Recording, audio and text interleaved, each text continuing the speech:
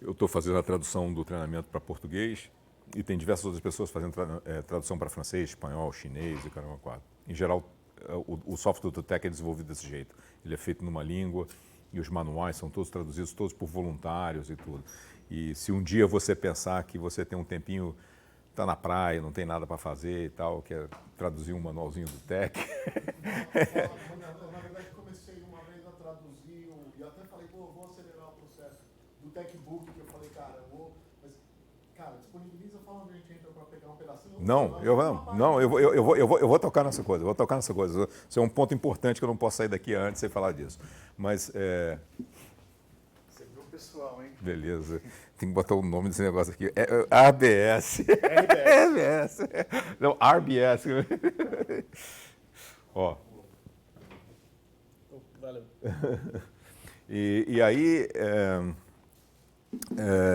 porque é um negócio muito gratificante, sabe? Você faz um trabalho nessa comunidade de open source e você toca tanta gente no mundo, tá entendendo? Que você acaba ouvindo desses caras depois, que é um negócio que traz uma determinada gratificação. Você trabalhar com software desse é um negócio muito legal. E às vezes um trabalhinho pequeno você ajuda uma quantidade enorme de pessoas.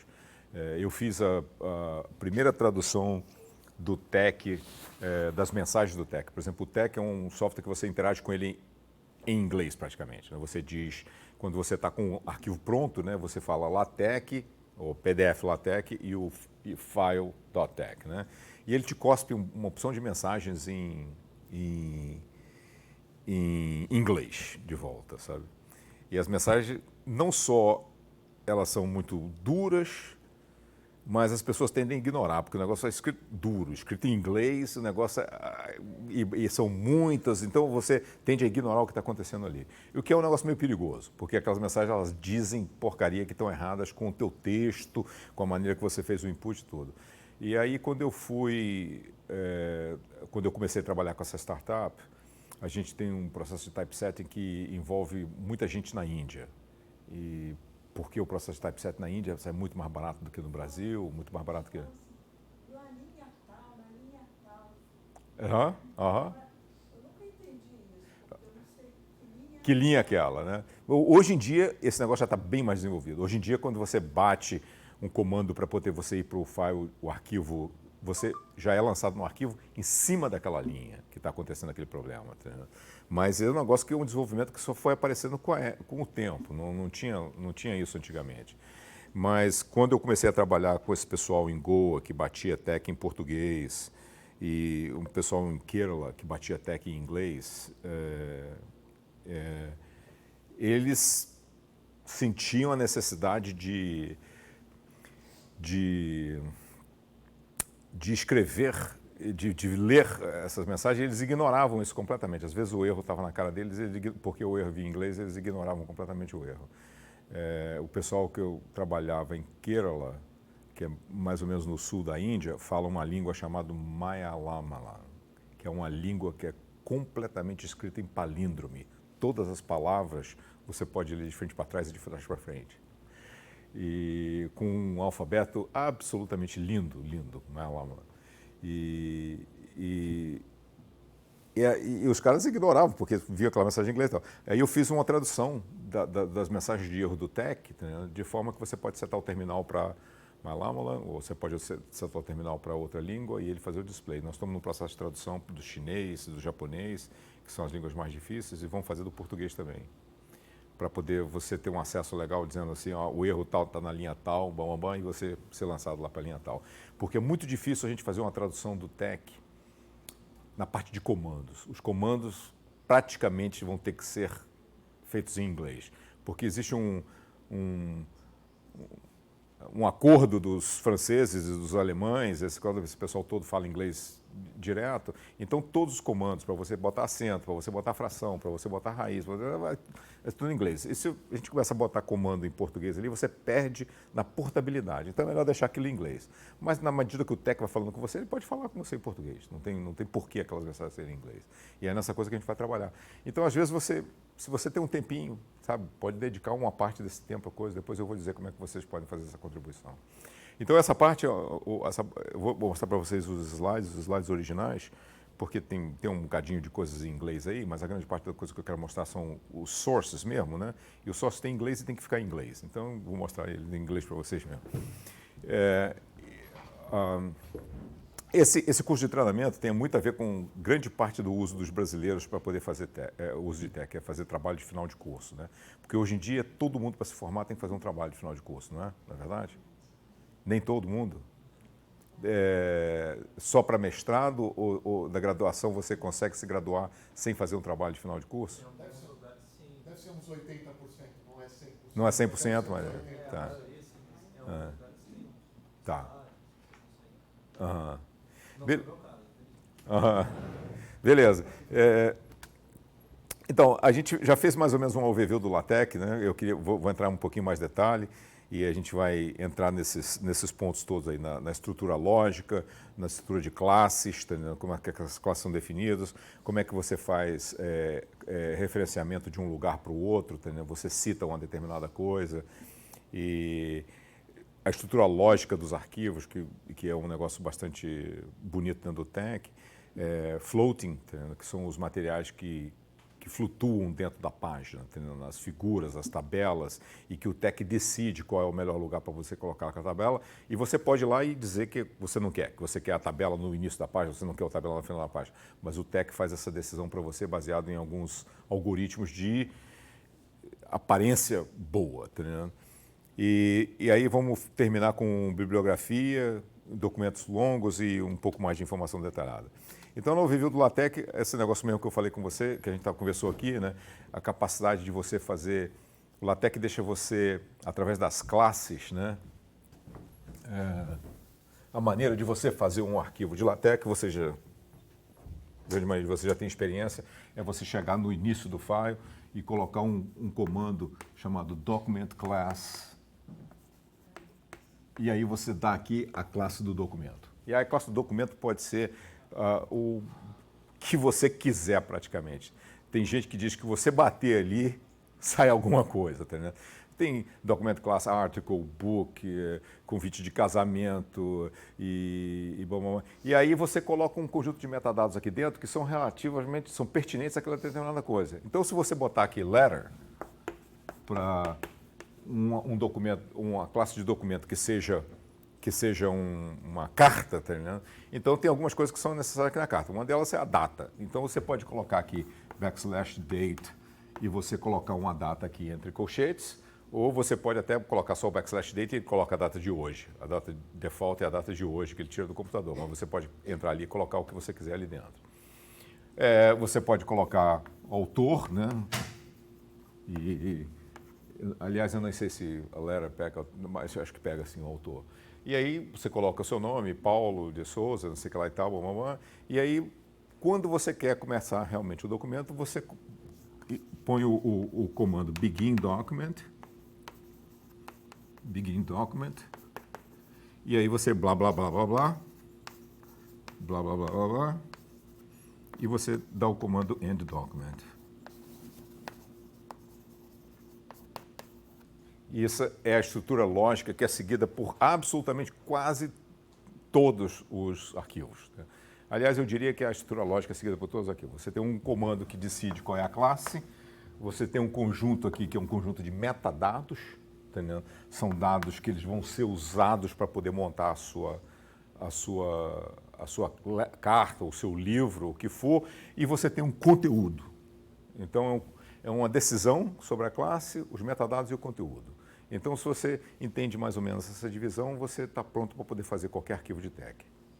Né? E aqui, você variando as coisas, você vê as diferentes variações. Se você botar book aqui, você vai simplesmente ter um negócio que é dividido em capítulos, dividido em seções, subseções, subparágrafos e tal.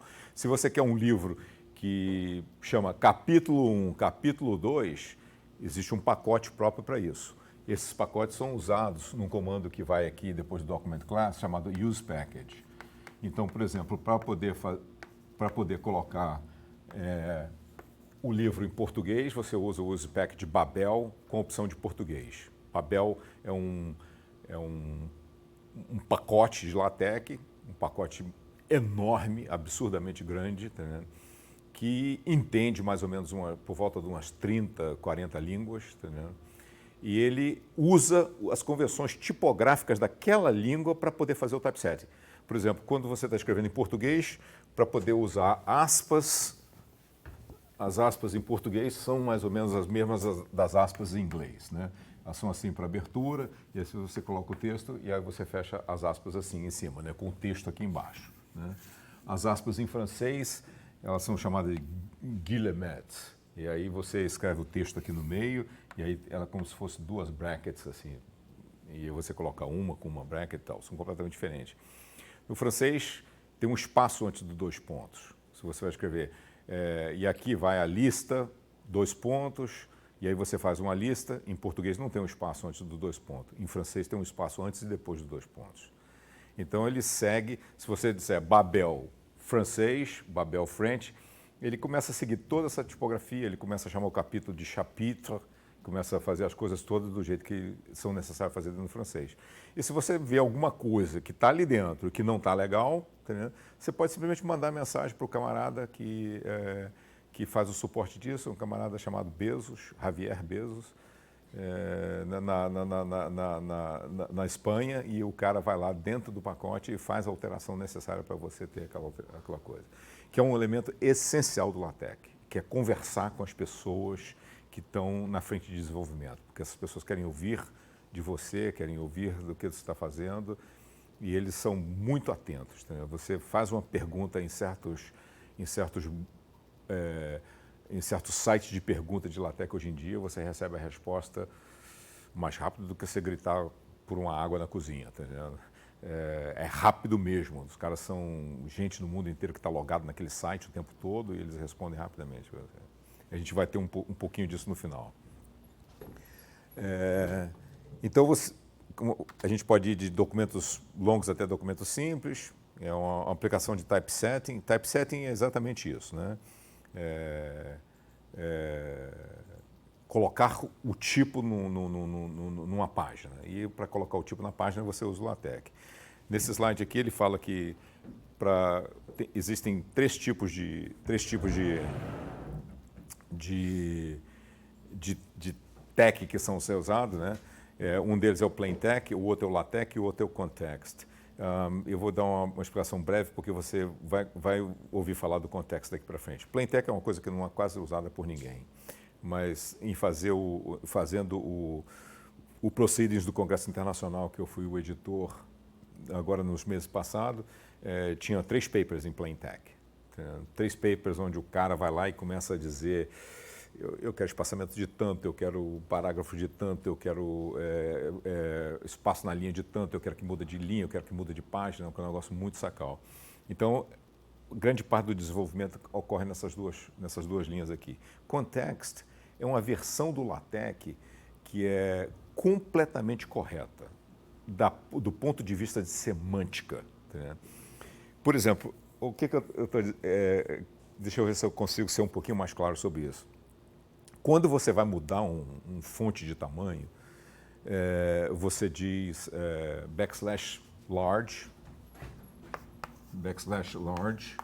e aí você coloca o texto que você quer colocar e ele coloca num fonte maior. Tá? Digamos um negócio assim bastante simples. Você coloca uma brace aqui, uma chave antes, uma chave depois para poder terminar e tal.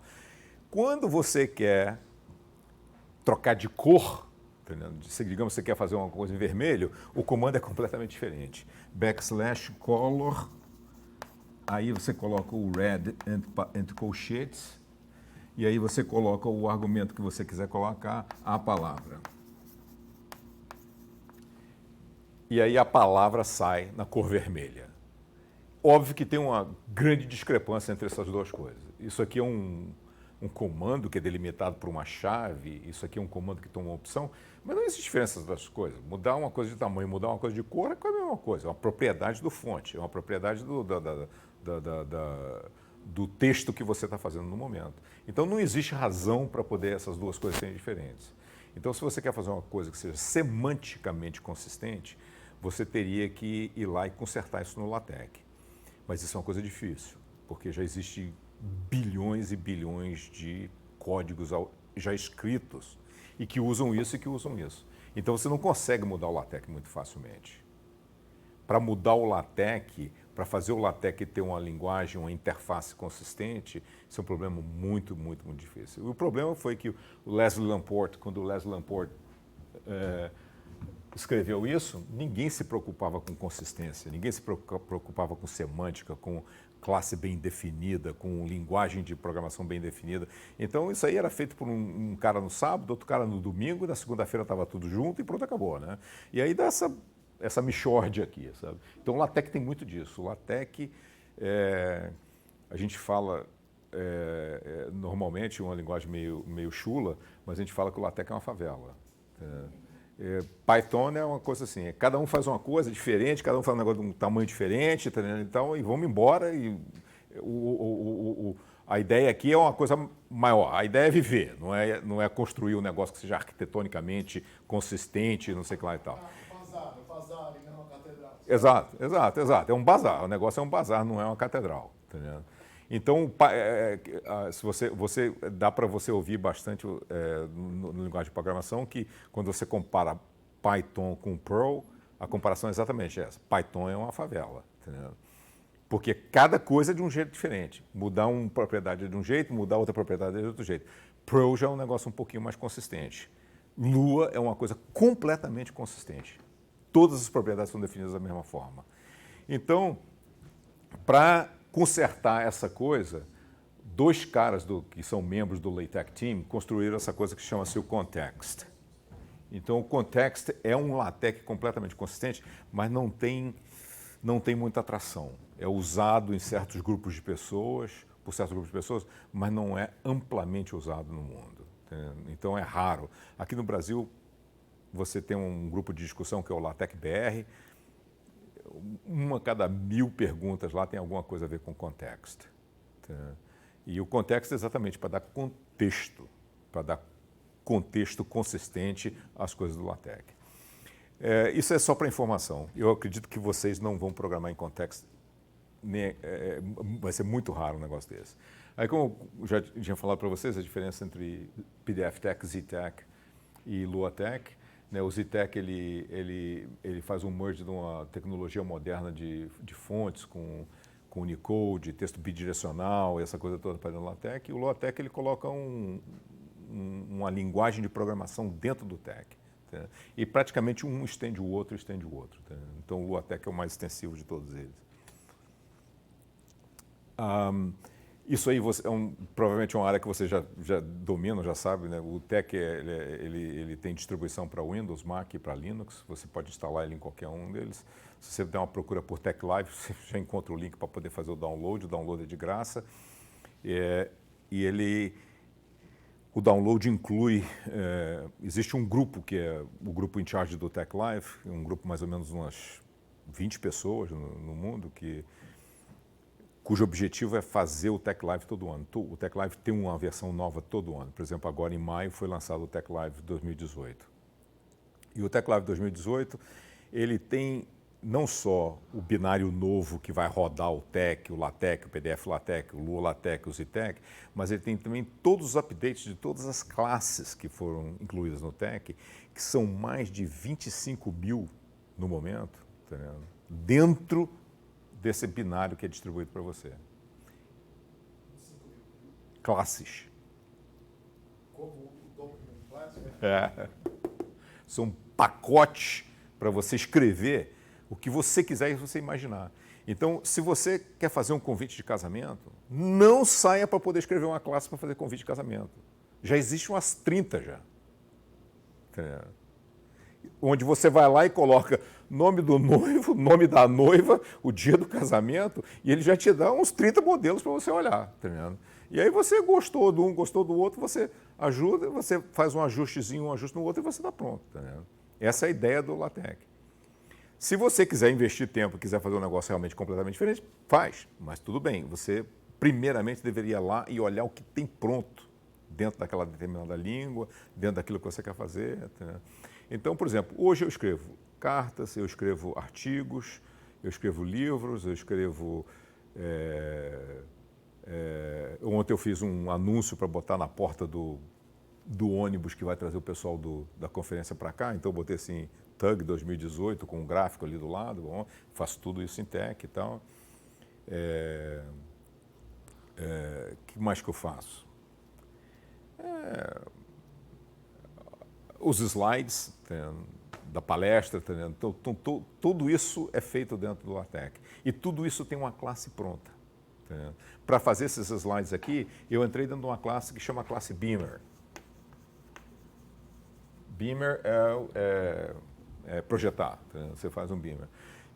Então você entra lá dentro e você você diz que está dentro da classe Beamer e ele faz esse tipo de coisa aqui, ó. Deixa eu te mostrar.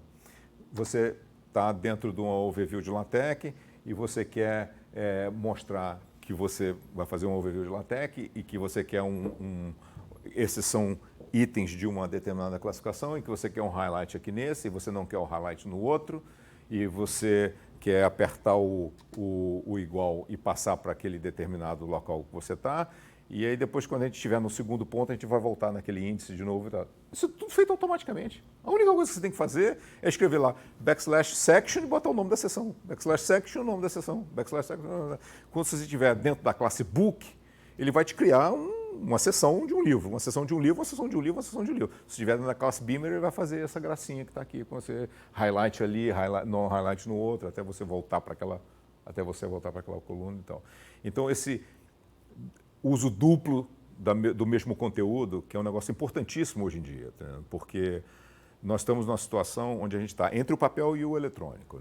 A gente não sabe ainda o que a gente quer, não sabe o que vai fazer, quando é que esse papel vai morrer e tal, e você precisa produzir algo que seja visto em papel e que seja visto eletronicamente também.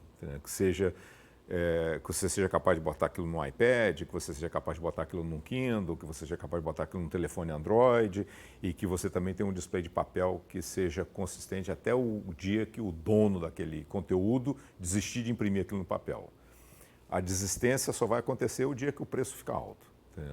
Na hora que o preço do papel começar a ficar alto, as pessoas vão empurrar o papel de lado e vão começar realmente a ler mais eletronicamente. Mas até agora a gente tem que fazer um dual purpose, Você tem que fazer um conteúdo que você consegue projetar de um jeito e projetar de outro jeito. Você consegue produzir o eletrônico e produzir o em papel. O Tech ele faz isso para simplesmente você trocando aqui, ó. Você troca o documento class de um para o outro, e você tem os dois. Na produção eu vou tentar mostrar para vocês do Proceedings do Congresso Internacional, nós temos uma versão em papel que ela é toda preto e branco, que ela foi mandada para uma central em Singapura, porque a gente imprime um livro em Singapura pela metade do preço que a gente imprime um livro aqui na Penha, e então nós levamos o livro para poder imprimir em Singapura. E essa versão é toda preto e branco, não tem nada colorido dentro desse livro em particular e tal. Agora, na versão do iPad, ele pega os livros, pega as figuras todas coloridas. A versão eletrônica, que o cara vai ler eletronicamente, por que não usar o colorido? Usamos o colorido, que o cara quiser imprimir, imprime na printer colorida dele. Tem todos os links, Você tem o link dos papers todos indexados. Você quer ler o terceiro paper, você vai no índice, clica no índice e você vai para dentro do terceiro paper. Lendo o terceiro paper, tem uma referência bibliográfica, você clica na referência bibliográfica e você vai para dentro da referência bibliográfica. Se aquela referência bibliográfica é da revista Scientific American, você pode clicar na Scientific American e ele te abre um website em cima da Scientific American e você pode ver aquele conteúdo. Então é totalmente linkado numa coisa que só funciona dentro do eletrônico, não funciona dentro do papel. Então criar um dual purpose é uma das coisas mais eficientes de fazer dentro do Tech. Fazer isso dentro do Word é um ó. É um ó que você não imagina. Criar um documento que seja dual purpose dentro do Word é um ó sem fim. Você praticamente tem que fazer dois documentos e purpose um de um jeito e purpose outro de outro, botar um para um propósito e botar outro para outro propósito depois. Já passamos por isso, tá? Claro. A minha pergunta. Tem alguma vantagem, você vê vantagem no Tech Live sobre o MikTeX? Algumas. Interessante, essa pergunta é interessante porque o pessoal do PC tem essa escolha. O pessoal do Linux não tem essa escolha, nem o pessoal do Mac tem essa escolha, tanto quanto. Porque o pessoal do Linux e do Mac é quase que completamente o Tech Live que existe. O MikTeX é um projeto de um camarada muito dedicado, entendeu? E que ele quer fazer o tech uma coisa mais nativa do Windows, entendeu? Quer seguir os paradigmas do Windows. Se a gente vai usar contexto, é melhor usar o contexto do Windows. Ele usa isso. E ele faz umas coisas muito boas, entendeu? Só que o Tech Live, existem umas opções diferentes. O Tech Live, por default, no default, o que fala default? Padrão. No padrão, ele instala tudo na tua máquina. O MikTeX não. O MikTeX, ele, por padrão, ele faz a instalação mínima, entendeu? E na hora que você chama uma coisa que não existe, ele vai lá e pega da internet. Entendeu? Que é muito legal quando você está aqui no Rio de Janeiro, está conectado na internet. Agora você está passando o final de semana em Lumiar, não tem internet, é uma AM. Entendeu? Então, se você tem uma instalação que é mínima, ou se você tem uma instalação total, é uma coisa que você tem que fazer uma decisão quando você instala o MikTeX. O MikTeX, para efeitos de produção e não sei o que lá, ele é completamente equivalente ao Tech Live. Se você tem ele, fato essa coisa de você instalar uma coisa e instalar outra, o resto é completamente o mesmo. Você, tanto faz você pegar um, tanto faz você pegar outro. Inclusive, os binários que são usados pelo Tech Live são compilados pelo mesmo autor do MikTeX. Então, os binários são completamente os mesmos.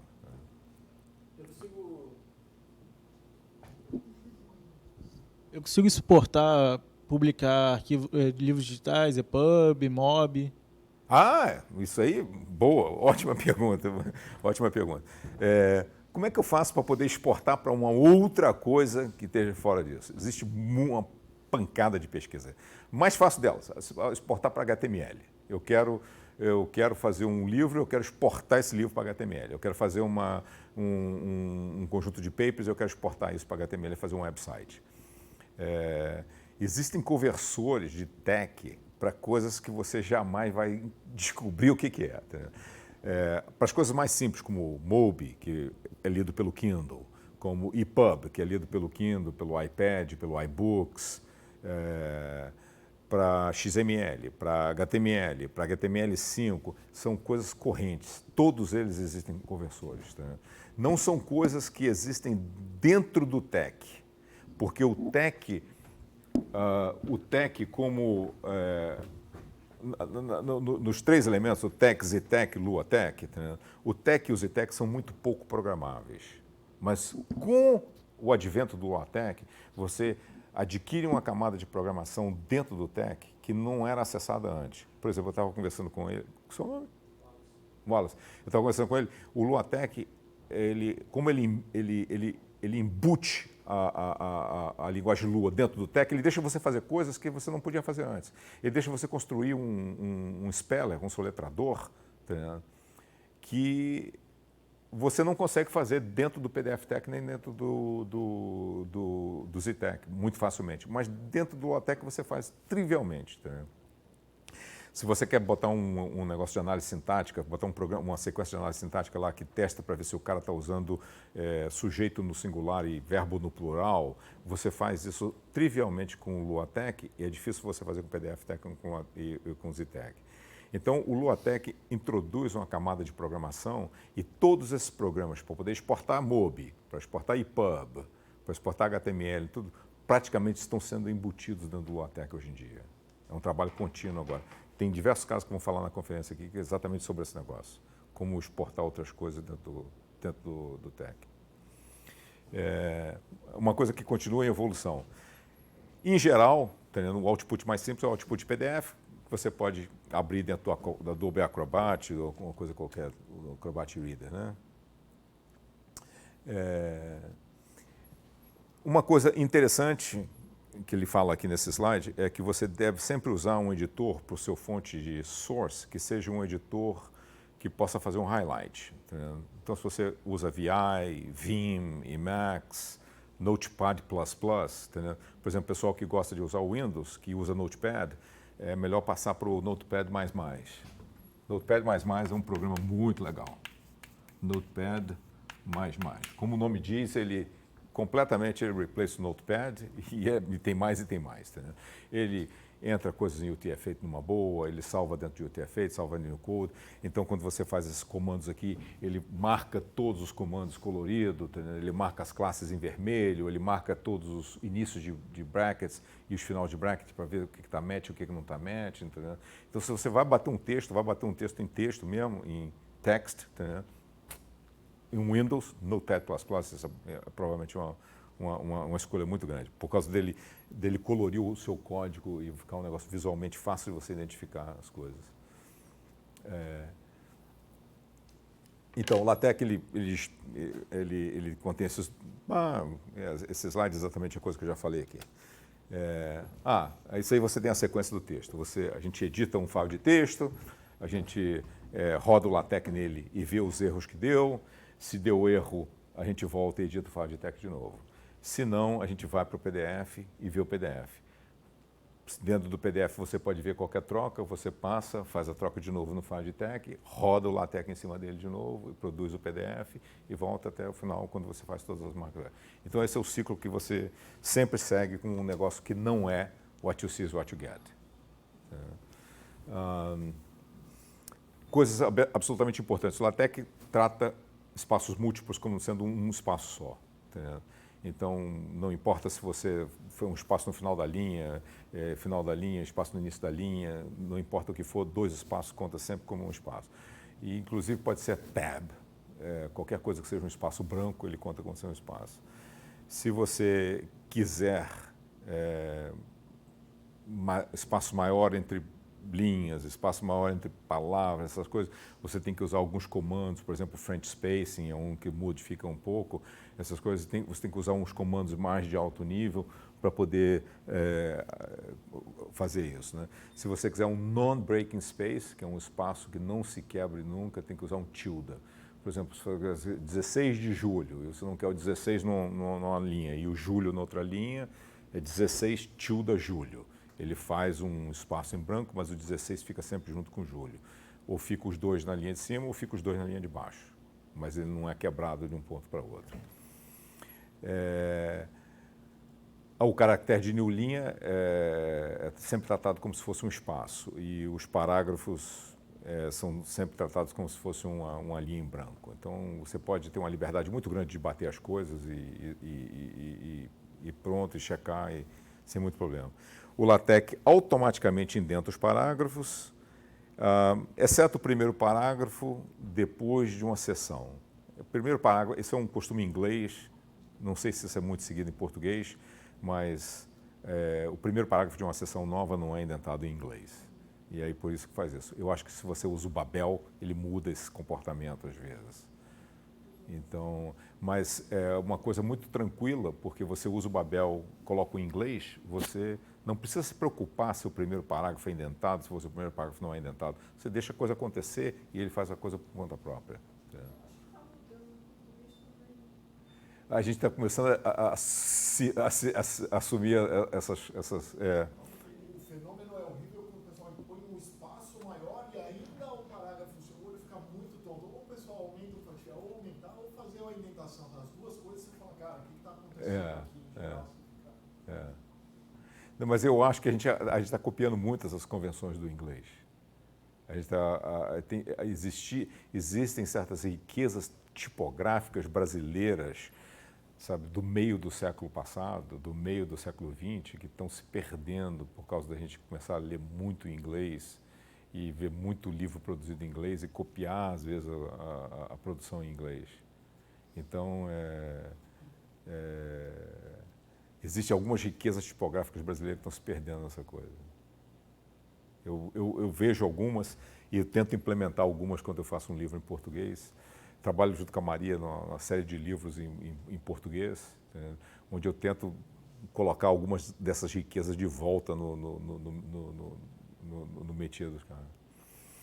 Aí, aqui você tem um exemplo funcional. Se você pegar um Notepad++ ou um text editor no Macintosh e tal, se você bater isso aqui, Document Class, A4 quer dizer que você vai bater isso em papel A4. E 12 pontos quer dizer que os fontes vão ser normais, que você não diz nem large nem small, vai ser 12 pontos. E você vai dizer artigo, ele vai pedir, ele vai precisar de título, vai precisar de autor e vai precisar de data. Se você não botar nem título, nem autor, nem data, ele usa um default lá dentro. Default de título é empty. Default de data é a data de hoje. E default de autor eu acho que é vazio também.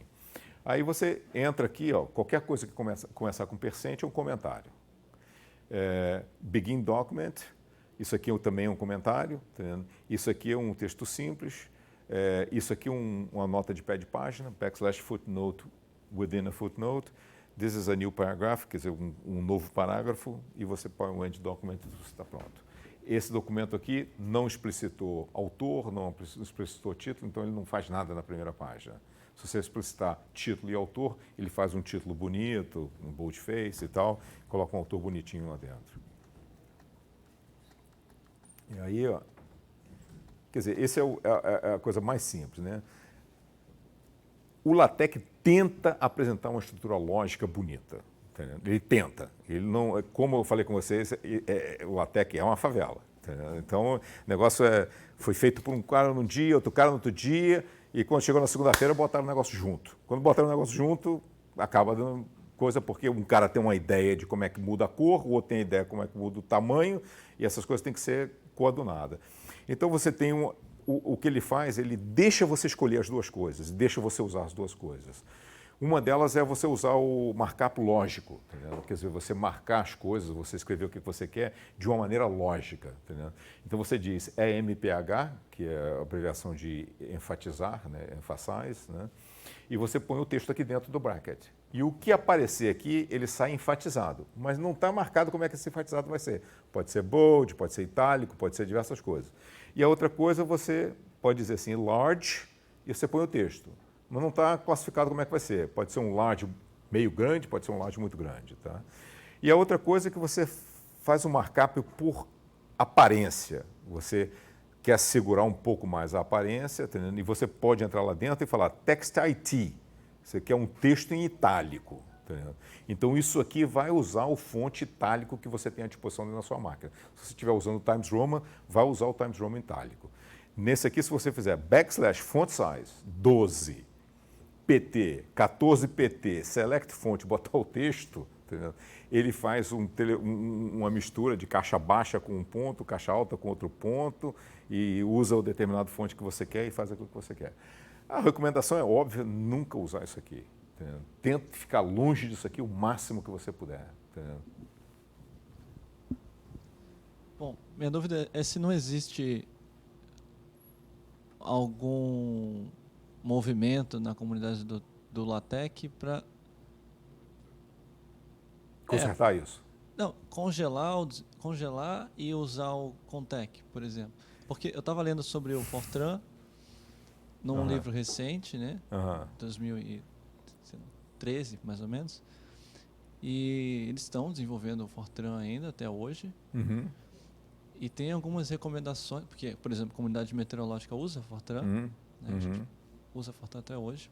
Alguns modelos são desenvolvidos em Fortran, porque imagino. é consistente, funciona e funciona no supercomputador. Usa o código antigo também, né? Código atualiza existente, né? o código existente, desenvolve coisas novas, porque ele não vai travar. E a velha guarda curte, porque eles sabem operar e eles não precisam aplicar uma coisa nova que é relevante também. Exato. Tem Não, isso é não, muito discutível.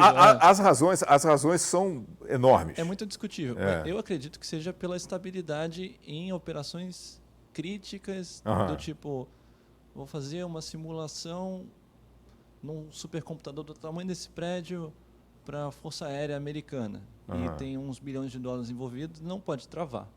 Né? E o Fortran eu sei que não vai travar. Não concordo. Por aí, né? Aí tem algumas recomendações de atualização do código do Fortran e algumas coisas são anunciadas daqui a 10, 20 anos essa sintaxe aqui vai cair. Tá. A gente vai retirar e não é para escrever mais assim, a recomendação é para escrever assado, porque assim pode dar problema.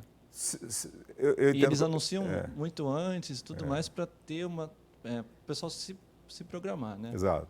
Não, se No você, LaTeX se tem você, isso. se você vier aqui para o meeting amanhã, depois, você vai ver brigas aqui dentro de Sala Américas acerca dessa particular discussão. Entendeu? Existem diversas linhas de pensamento sobre a coisa. Uma delas é de congelar o LaTeX 2 e deixar o LaTeX 2 do jeito que está. Foi o que eu tinha pensado agora. Porque tem que processar o conteúdo existente. Tá? Tem gente que não, que diz que tem que mudar e tem que eliminar para que o conteúdo possa ser consertado de uma maneira consistente. Entendeu? Não entendi a diferença. Você pode explicar, Uma maneira é o seguinte, você tem inconsistência, entendeu? E você deixa a inconsistência ficar lá dentro, entendeu? E continuar existindo. Por exemplo, a Maria administra uma coleção aqui dentro do INPA que tem fontes que foram typeset em quanto, Maria? 1995, né? Por aí, né? Então você tem uma qualidade de tech que é inconsistente. Alguns foram typeset por alunos, outros foram typesets por algumas pessoas que trabalharam para a instituição, não fazem parte da instituição mais. Alguns não se sabe nem quem foi que bateu aquilo. Outras foram batidas por funcionários do INPA, né? E a qualidade varia de um para o outro. Às vezes você vê o código, você identifica quem bateu aquele código, quem fez aquele código. Mas, então... Quando precisava fazer uma página só, tinha que corrigir um erro numa página. Você não... Eu não sabia Exatamente. qual fonte que tinha sido usada, tinha que pegar um bem próximo e ficava... Imitar você e colar e... aquele bacalhau. Exatamente, imitar... Fazer um bacalhau. Então, tem gente que deixa isso congelado, deixa isso do jeito que está e tal. Mas, por exemplo, nós precisamos fazer que esses livros fiquem à disposição das pessoas que querem ler esses livros. Um camarada que quer ler esse livro hoje em dia, a única forma que ele tem de vir é vir à biblioteca do INPA, porque não vende mais, não tem mais à venda, não tem mais à disposição, e ler o livro. O cara quer ler esse livro de casa, ele não quer vir ao INPA pegar o livro emprestado para poder ler. O cara é da PUC, não tem carteira do INPA, não sabe nem onde o INPA é. Que não é o caso do Código Fortran de 50 anos atrás. Exatamente. Não vai querer ler, ninguém vai querer ler. Exatamente. Mas aí tem essa corrente que quer que congela, deixa esse conteúdo do jeito que está, e tem outra corrente que diz, não, isso deve ser consertado para que rode no LaTeX 3. Tá? Você tem 8 pessoas que estão se reunindo numa salinha ali perto da entrada, em frente à mesa da Dora, que estão decidindo o futuro da interface do LaTeX 3, que vai ser lançado esse ano. E esses caras são os caras que meio que controlam. Todos eles concordam que isso aqui é um anátema, entendeu? Que essa coisa de backslash large entre brackets e essa coisa de backslash color com a cor entre colchetes, é um negócio que não tem coisa. Então aproxima isso mais do contexto, faz a coisa virar um pouco mais... Ao invés de congelar e adaptando aos poucos? Não, eles querem uma mudança radical. Você vai ficar usando o LaTeX 2 se você quiser usar o LaTeX 2 e você vai usar o LaTeX 3 se você quiser. Se você achar que o LaTeX 3 te cai bem, porque tem um melhor algoritmo para poder fazer 2 colunas, aí você não vai mais poder usar isso aqui. Essa briga acontece em todas as comunidades. Vamos quebrar a compatibilidade. No Fortran, o pessoal também briga igual o diabo. Tem gente que Exato. fala, Essa briga no Python é um negócio de louco. A comunidade do Python, os caras brigam de sair um para um lado, outro para o outro, um não vê a cara do outro mais por causa dessa porcaria. Isso que você instala, e por isso que você instala o Python junto. Você fala, olha, esse programa foi para essa versão de Python. Você instala ela junto porque Exatamente. você não vai atualizar. Você vai ficar com... Esse problema em house aqui com o Lua. O próprio Lua. Aham. O Lua 4 não é compatível com o Lua 5. Exatamente. Então, você Exatamente. tem que escolher exatamente sim. Eu tô na Exatamente. versão Exatamente. 5. Exatamente. Tem essas features e não aceita código legado. Ponto. Exatamente. Não é exclusividade do...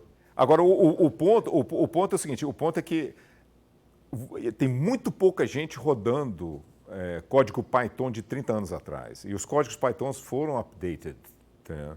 Agora tem muita gente rodando livro que foi feito há 30 anos atrás. Assim, tem que avisar esses caras, porque para quem está começando, está aprendendo, é bem complicado entender o que está acontecendo.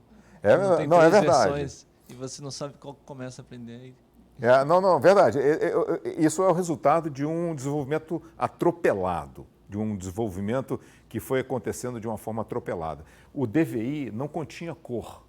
Não existia foro typesetter colorida na época que o DVI foi feito. Então, quando o cara introduziu a cor, isso aqui foi feito por um cara.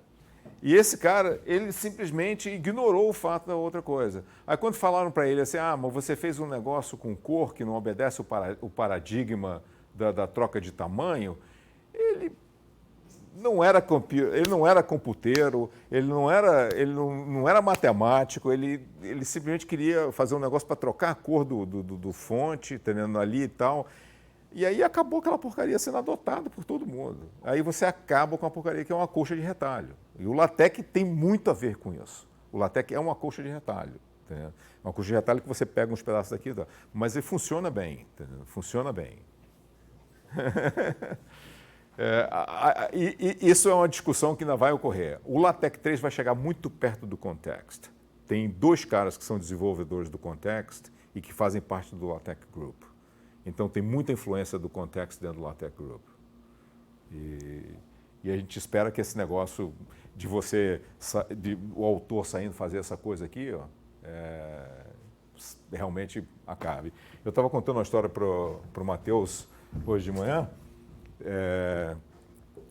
Existe um matemático que ele chama, o nome do matemático é Erdős. Escreve mais ou menos assim. O cara é húngaro. Era húngaro, e ele tem um O com 2 acentos agudos paralelos em cima do O. Isso é um caractere da língua húngara.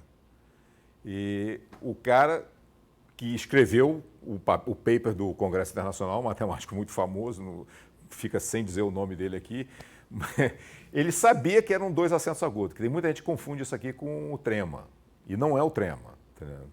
Não existe trema na língua húngara. E ele sabia que era 2 acentos agudos, ele fez uma matriz com O, um acento agudo, outro acento agudo, uma letra O ali no meio e foi puxando a matriz. Foi diminuindo o espaço entre elementos, puxando esse acento aqui para poder ficar em cima desse O, puxou esse outro para poder ficar em cima do O, ele viu que o tamanho não estava muito legal, ele trocou o tamanho dos acentos, foi diminuindo o tamanho dos acentos. Então ele fez uns negócios aqui, desse aqui, font size 12 pt, 14 pt, select font test, dentro de uma matriz, dentro de uma coisa, um negócio que tinha meia página. Tinha meia página. A única coisa que dava para discernir é porque tinha ERD ali na frente. Eu falei assim, para que é isso? Aí quando eu vi que era RD, eu falei assim, provavelmente é o nome do Erdős, entendeu? Enquanto que você pode usar o TF8 para poder fazer isso aqui. Entendeu? Você pode usar o Unicode e pronto, acabou. Entendeu? Usa o Unicode com o ZTEC ou com o LaTeX e pronto, esquece essa coisa. Né? Então você simplifica muito o código. Frequentemente nos livros que a gente processa aqui do IMPA, a gente acaba com um código que tem mais ou menos 2/3 do tamanho do código anterior, devido à simplificação geral de tudo que a gente faz dentro da coisa. Mas essa discussão é uma discussão perene, isso vai existir. A gente tem que entender disso, tem que aprender essas diferenças, porque você vê isso no código. Você vê isso no que as pessoas fazem. Então, isso aí a gente volta para o metadado, né? Como eu falei com vocês, a estrutura do arquivo, ele tem uma estrutura lá em cima, tem um use package, né? E que ele deixa você alterar algumas coisas, alterar a língua do pacote, tem uma parte de metadados e tem uma parte de conteúdo. A parte de metadados, você pega aqui, título, e você coloca o título lá dentro, /autor, você coloca o nome do autor lá dentro, /date, você pode colocar a data. Não precisa, é opcional, se você não colocar a data, ela bate a data de hoje. Tira do seu computador e coloca tudo. E aí você tem só um comandinho, que é o comandinho make title, que você coloca embaixo e ele pega esses artigos do metadados e faz o título todo para você. Então, se você está fazendo uma tese, tudo que você tem que entrar são as 3 coisas e você tem a página de rosto. Né? Os comandos que são de seccionamento. Você tem /chapter e ele toma dois títulos, entendeu? Um título opcional que fica entre brackets e um título necessário que vai entre chaves. Entre colchetes e entre chaves. Esse short title, que é o título curto, que fica entre colchetes, ele é usado para, se esse título aqui for muito grande e você usa o título no índice, se você usa o título no topo de página e tudo, ele usa o título curto o topo de página, ele usa o título curto para algumas coisas que o grande não usa. Mesma coisa com a section, né, para seção, subseção, subseção, parágrafo, entendeu? Quer dizer, uma divisão da divisão da divisão da divisão e o subparágrafo. Entendeu? Todos eles levam um título e tudo. Isso aqui tem um boldface, né? Isso aqui tem boldface, isso aqui tem boldface. O parágrafo não tem boldface mais. É um negócio bastante simples. Dentro do estilo livro. Você pode mudar esse estilo a hora que você quiser. A maneira de fazer listas é bastante simples. Tem um begin e mais, que é início de uma itemização, e aí você tem os itens lá dentro. Você pode botar item, isso aqui é uma lista, você pode botar 2 itens, 3 itens, 4 itens. Você pode fazer uma lista que seja numerada com begin enumerate. E tudo que você tem um begin enumerate, você tem o end enumerate no final, né? Obviamente. Classes, né? Como eu falei para vocês, tem classe para absolutamente tudo. Entendeu? Não é necessário você fazer uma classe para absolutamente nada. Existe classe até para quem quer fazer um filme, fazer os créditos de um filme, por exemplo. Entendeu? Você simplesmente entra todos os artistas que participaram daquele filme, todos os cinégrafos, os cenaristas e tudo, e ele simplesmente faz aquele scrolling, entendeu? Que passa o nome do pessoal todo no final do filme. Isso já está pronto. Entendeu? Você não precisa gastar seu tempo para poder tentar desenvolver um negócio desse. Raros são os document classes que você vai encontrar você vai encontrar a chance dele não existir para você. Os 3 mais usados: artigo, report e o book. Entendeu? Antigamente isso aqui você tinha o article e você tinha o artigo para sair a nomenclatura toda em português. Entendeu? Hoje em dia não é mais assim, essa coisa foi toda unificada, você só tem o estilo article, e aí se você quiser ele em português, você vai e põe o /Babel, entendeu? Use package Babel, e coloca português no Babel, e o Babel toma conta e sai seção, subseção, ao invés de section, subsection. Mesma coisa para o livro, entendeu? E letter, slides, entendeu? Os slides são exatamente o que a gente usou para a produção desse negócio aqui. O letter te faz uma cartinha. Classes modernas, tem o ComaScript, que é um conjunto de classes que é muito usado na parte da Europa do Norte, na parte norte da Europa, Noruega, Suécia, França, Alemanha. Eles têm uma versão especial do artigo, uma versão especial do report, uma versão especial do livro, mas que tem um look mais, tem um paladar um pouquinho mais fino, um negócio mais alinhado com o padrão tipográfico do norte da Europa. Memoir é a mesma coisa, é uma classe que pode ser usada em vez do livro, em vez do report, da mesma coisa. O Beamer é esse que está sendo usado para esse slide aqui. É uma das classes mais usadas hoje em dia. Bom, aqui você vê um exemplo, um exemplo simples da coisa, né?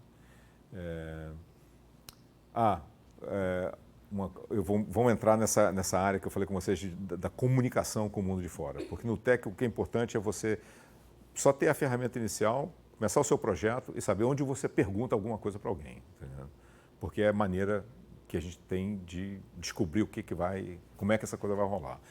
A coisa mais simples de você fazer é você bater TechDoc. Entendeu? TechDoc, qualquer coisa, entendeu? Ele te dá a página do manual para aquele determinado comando, para aquele determinado artigo, para aquela determinada classe, para aquele determinado tudo dentro do Tech. Entendeu? E aí não importa se é comando, se é classe, se é comando para poder tomar o tamanho, você sempre pode fazer essa pergunta e ele te dá de volta um arquivo que te explica como é que a coisa ocorre. Você pode usar isso dentro de qualquer computador, Macintosh, MicTech, o Tech no Linux, todos eles têm esse comando que é o TechDoc. O segundo é o CITAM. O CITAM é o Comprehensive Tech Archive Network. O CITAM tem diversos sites no Brasil, a USP, no Paraná, em Brasília, tem diversos sites. Então, você entra dentro do site do CITAM, que é o citam.org, e ele te direciona para um site local para você fazer um download rápido. E lá dentro você tem o Tech Doc online, que é essa coisa aqui online, entendeu? Sem que você tenha que bater dentro do seu computador. Digamos que você bate um negócio dentro do computador, mas o seu MikTek não tem aquele pacote baixado. Quando o seu MikTek não tem aquele pacote baixado, você não consegue acessar a página de TechDoc para aquilo. Isso aqui é uma expansão de um comando de Unix, entendeu? Que é o manpage, que é o manual de página do Unix. Só que ele é mais elaborado do que o manpage do Linux. E esse é só uma parte dessa coisa. As outras duas que são extremamente importantes é o Tech FAQ, então, o Tech, perguntas frequentes do Tech, que basta você fazer uma procura no Google, Tech FAQ, e você joga já em cima dessas perguntas frequentes, e lá você encontra coisas assim elaboradíssimas. Eu quero fazer uma carta para minha companhia, eu quero fazer uma carta para minha universidade, um estilo de carta, já que saia com o logo da minha companhia, que saia com o logo da minha universidade, como é que eu faço isso? Tem essas perguntas todas lá dentro. Como é que eu junto 2 files de PDF para poder fazer isso, para poder fazer aquilo? Tudo isso lá respondido. Esse Tech FAQ foi completamente traduzido para o português sob a coordenação desse alemão que vai dar uma palestra aqui amanhã, e a gente vai lançar esse site. O outro site, bom, eu listei para vocês o Citan, né? O Citan, o Tech FAQ, Frequently Asked Question, e aí tem 2 outros sites que são extremamente importantes. Um deles é o LaTeX BR, o LaTeX BR, que é um grupo de usuários do LaTeX brasileiros, entendeu? Que é um grupo dentro do Google. Basta você fazer uma procura por LaTeX BR e você joga já em cima da coisa.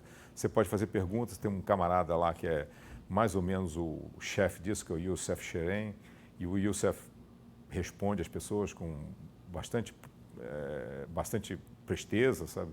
E bastante útil. É um endereço excelente para se manter em dia com essa coisa. E o outro é o Stack Exchange. Vocês já ouviram falar desse site, o SX? Vocês conhecem isso? Direto, né? Vocês usam direto, né? Tem alguém que nunca ouviu falar dele ainda? Esse site é realmente uma coisa absolutamente fenomenal. Entendeu? O Stack Exchange é um negócio que tem Stack Exchange para tudo. Para Java, para Python, para cozinha, para pessoal que quer discutir como aeronáutica, construção de submarino, entendeu? Tem coisas assim do ar. E você tem uma comunidade de caras que são experts. Stack Exchange para quem quiser fazer bomba atômica, entendeu? E tal, e coisas do tipo. E a abreviatura SX, ela é Stack Exchange. E se você logar no site do Stack Exchange, você tem um aplicativo para iOS, tem um aplicativo para Android, entendeu? É muito, muito legal usar o aplicativo de Android do Stack Exchange. E aí é o seguinte, você faz uma pergunta, eles classificam a sua pergunta. Você ganha pontos pela pergunta que você fez. E você ganha perguntas pela resposta que você deu também. Então tem uns caras lá que já responderam 10 mil perguntas. Entendeu? E o cara, para ganhar ponto na pergunta dele, ele elabora a pergunta. Entendeu? Você pergunta um negócio simples e o cara te dá um negócio assim, pá, você faz isso, você faz aquilo outro, você faz aquilo outro, blá, blá, blá. É um negócio assim absurdo. Eu recomendo todo mundo que não conhece o Stack Exchange gastar um tempinho, procurar no computador, sabe, e entrar lá para dentro, abrir o seu login e começar a ver o que tem e fazer pergunta, mesmo que seja sobre receita de bolo. Começar com receita de bolo primeiro e depois passar para Tech, para LaTeX, para Fortran, para o caramba 4 e tal. É muito legal. E os leitores votam qual é a melhor resposta. E depois que você faz, depois que a resposta aparece, às vezes aparecem 2, 3 respostas. E você pode ler a resposta, gostei dessa, pá, e você clica e dá um... Essa você não gostou, você vai lá e pô. Então tem respostas assim, tem um camarada aqui que eu brinco com ele muito do Tech, ele dá uma resposta assim meia olhando assim de cima, sabe? E tal. Em geral ele tem uns votos assim, menos 200, menos 300, porque o pessoal chega lá e vota vota ele baixo, ele sai da procura completamente e os votos grandes chegam à coisa. Então você está com um projeto, por exemplo, eu quero fazer um gráfico disso, entendeu? Eu quero fazer um fonte, eu quero fazer um negócio desse. Você joga lá para dentro, entendeu? Você faz um esboço do gráfico que você quer fazer com papel, tira uma fotografia com o celular, entendeu? E bota no Stack Exchange e, em geral, tem uns caras que respondem assim em 15 minutos, meia hora, entendeu? E tal, e a sua resposta está quase lá dentro, contida lá dentro. Entendeu? É um negócio completo. O Stack Exchange, o Tech é um dos Stack Exchange. Tem Stack Exchange para mais de 300 subjects diferentes. E o Tech é um dos primeiros de todos eles. Entendeu? Foi um dos iniciais. Parecia que tinha um de C, um de C Sharp. C Sharp é essa coisinha da Microsoft. Como é que fala C Sharp, Bucler? Todo mundo fala C Sharp. Ah, C Sharp. Ser sustenido. Ninguém fala ser sustenido. Então, começou desse jeito, entendeu? Mas o Tech é um dos mais antigos de todos, é o que tem o maior volume de material, e só de você fazer uma pergunta dentro do Stack Exchange, em geral, você já tem a sua resposta de volta. Então, essas são as fontes, tá entendendo? Antes de você procurar uma pessoa específica. Entendeu? E aí depois você pode sair para procurar uma pessoa específica, porque cada um desses pacotes é mantido por uma determinada pessoa que tem interesse em manter aquilo. Então você perguntar, usar o seu e-mail e ir atrás é um negócio completamente válido dentro desse sistema. É só você tantalizar na coisa e descobrir para onde que você quer ir e aí entrar a fundo e sair perguntando. Entendeu? Cross-referencing, vamos lá em cross-referencing. Como é que nós estamos de tempo, hein? Ih, caraca. Só para você saber Ih, caraca. ponto atual do Stack Exchange, como uma mina alienígena pode existir dentro dos perfis do planeta sem humanos detectá-las. Não, você tem grupos de discussão você tem grupo de discussão de literatura, você tem grupo de discussão de jogos, grupo de discussão de tem gente que chega lá e pergunta, tem alguém que sabe uma receita boa, ou como desenformar um pudim sem quebrar o pudim, entendeu? Aí você, é um negócio que é difícil, você pode ler um livro de cozinha e você não aprender como desenforma um pudim, entendeu? Ou você sabe ou você não sabe, entendeu? E aí você chega lá e tem um sujeito que posta, você faz o pudim e assa o pudim e depois vira ele. Aí aquilo ali, em geral, recebe umas respostas negativas, assim, uma atrás da outra. Aí tem um camarada que vai lá e posta 10 fotos de como é que você assa um pudim, como é que você desenforma um pudim sem quebrar o pudim. Entendeu? É um negócio completamente, sabe, virado para aquilo que você quer, virado para a pergunta que você fez. Entendeu? O Stack Exchange é uma ideia fenomenal. Hoje em dia, ele é do cara que é marido da Williams, da tenista. Serena Williams, do marido dela. E o cara tem um cuidado muito grande. Ele é dono do Reddit e dono do Stack Exchange. E ele toma um cuidado muito grande, e ele faz uma adaptação muito boa, e o site para o telefone é fantástico. Você baixar o aplicativo, não o site, baixar o aplicativo do coisa, é fantástico. Você usa ele de uma maneira muito, muito bem transada. Né? E você pode, inclusive, seguir certas perguntas que você gosta. Você vai lá e marca a pergunta e o camarada responde, aí você recebe uma notificação que alguém respondeu aquela pergunta. Né? E é uma maneira muito grande de você galgar um desenvolvimento. Né? Você galgar Então, essas coisas aqui você mantenha contigo. Citan, TechFAQ, LaTeX BR, Stack Exchange. Isso aqui é a maneira de encontrar o caminho das rosas. Vamos almoçar? Está na hora, né? E aí a gente volta para continuar nesse negócio e eu vou passar a bola para o Matheus, que vai... eu não sei se todo mundo recebeu aquele e-mail. O que vai acontecer aqui de tarde é o seguinte, eu vou acabar esse conjunto de slides do UK Tug.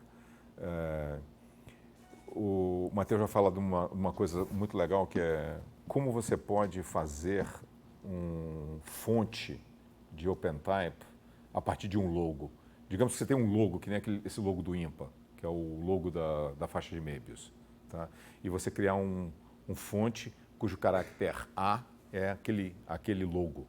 para que você possa colocar aquilo em qualquer lugar, num file de Word, num file de PowerPoint, num file de LaTeX, num trabalho de curso, numa coisa qualquer, e você possa usar isso para poder fazer seu próprio caractere da maneira que você quiser, da maneira certa, em vez de ficar fazendo esse negócio que o cara fez aqui do Erdos. E aí, depois disso, nós vamos ter uma palestra do Paulo Sereda, que é aquele cara que enfiou a cara ali durante o início da palestra, sobre gráficos dentro do LaTeX, usando principalmente o TKZ, que é o TIX, que é um programa gráfico muito grande. O LaTeX, o TeX, per se, era muito rudimentar em material gráfico. As telas, na época que o TeX foi escrito, eram telas, não eram telas gráficas, eram telas de ASCII, né? Então, os gráficos eram muito pobres. Hoje em dia, você tem uma interface gráfica no LaTeX, que é um negócio absurdo de bonito, que dá para você fazer um elemento 3D, rotacionar, ver as sombras, enxergar o que é visível, o que não é visível e tudo, sem ter que, simplesmente dizendo, eu quero olhar desse ponto de vista, essa particular curva, esse particular sólido.